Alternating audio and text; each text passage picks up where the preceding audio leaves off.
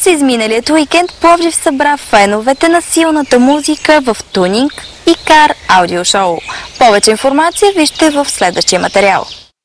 В продължение на 2 дни край Пловдив се събраха многобройни фенове на тунингованите автомобили, за да покажат какви подобрения са направили по своите превозни средства. Коя е колата, с която взимаш участие в днешното тунинг шоу?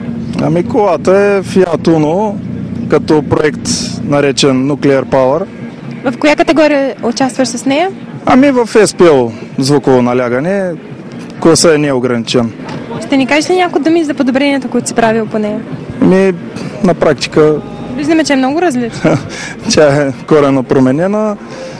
Основната идея е да се направи много здрава конструкция, не издишаща, тъй като замерването става с микрофон и целта е да има по-високо налягане вътре в купето.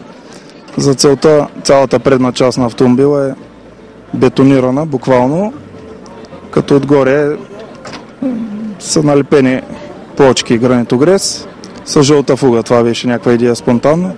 Да, и е съвсем реално, не е, както много хора си мислят, фолио, фототапет или нещо подобно, особено за вратите.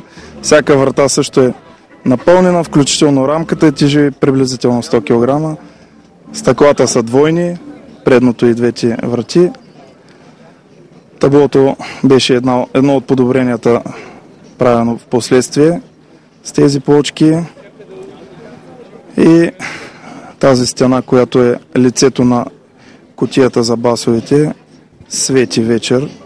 На практика жълтата фуга светва. Повече за традиционното мероприятие научихме от неговите организатори. И вече за 4-та или 5-та поредна година се опитваме да съберем на едно място всички фенове на оптичния тунинг, на кар аудиото, SPL, мощните коли, мощно свирещите коли, качествено свирещите коли.